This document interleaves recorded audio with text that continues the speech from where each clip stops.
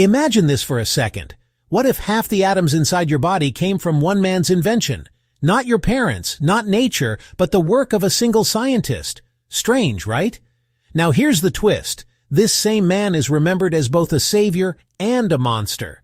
He helped feed billions of people, yet he also created weapons that caused untold suffering.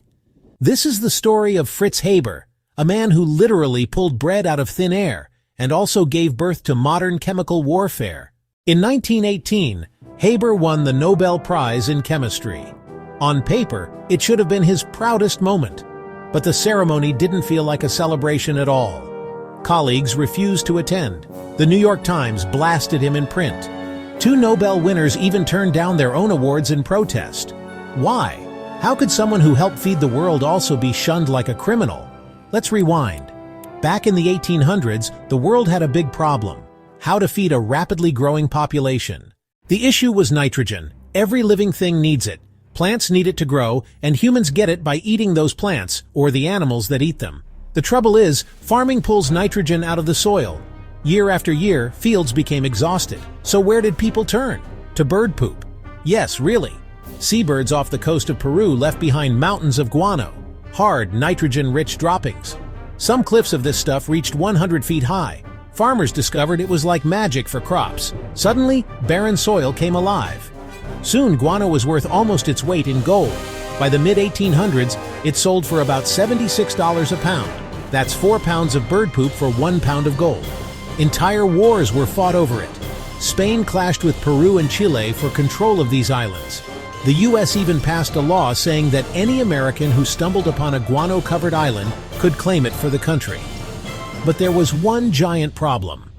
By the 1870s, the guano boom was fading. Supplies were running out. Scientists panicked. In 1898, British chemist William Crookes warned, "The world stands in deadly peril of not having enough to eat, and it is the chemist who must come to the rescue." Enter Fritz Haber. In 1904, he wasn't famous, just a middle-aged professor in Germany, juggling a young family and a modest career. But he decided to tackle this impossible puzzle: how to pull usable nitrogen straight from the air. Now the air around us is about 78% nitrogen. The catch? It's locked together in a bond so strong plants can't use it. Breaking that bond takes enormous energy. For nearly a century, chemists had tried and failed. Haber kept going where others gave up. His idea was bold: blast nitrogen with hydrogen at extreme temperatures and pressures with the help of a catalyst. After years of failures, sleepless nights, and equipment breaking apart, in 1909, it finally worked. Inside his lab, drops of liquid ammonia collected in a beaker. He shouted to his colleagues, "Come down, there's ammonia." That moment changed the world. Within a few years, the giant chemical company BASF scaled up his process. By 1913, they were producing tons of ammonia daily. Farmers could grow 4 times as much food. Suddenly, fears of mass starvation disappeared. Here's the crazy part. Today, scientists estimate around half the nitrogen atoms in your body came from Haber's process. Literally, we are walking proof of his discovery. As historian Václav Smil once put it, bread is made of air. But science rarely comes without shadows. The same process that made fertilizer could also make explosives. And when World War I erupted, Haber didn't hesitate. Unlike his friend Albert Einstein, who opposed the war, Haber jumped in as a patriot. He even converted his institute into a weapons lab. What came next shocked the world. On April 22, 1915, German troops released over 160 tons of chlorine gas at Ypres, Belgium. A thick greenish cloud rolled across the battlefield. Soldiers choked as their lungs filled with fluid. More than 5,000 men died in that first attack alone. Haber justified it, saying such weapons might shorten the war. But the cost was enormous.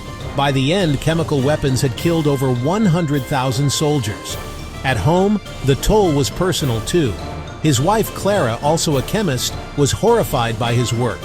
Days after the Ypres attack, she took her own life. After the war, Haber's wealth disappeared in Germany's economic collapse.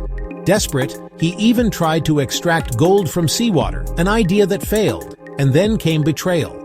Though Jewish by birth, Haber had converted to Christianity and served Germany loyally. But when the Nazis rose to power in 1933, Jewish scientists were expelled. Haber resigned in protest, even though he technically didn't have to. The next year, in a Swiss hotel room, he died of heart failure. The final bitter twist? A pesticide developed at his institute, Zyklon B, was later modified by the Nazis and used in the gas chambers during the Holocaust.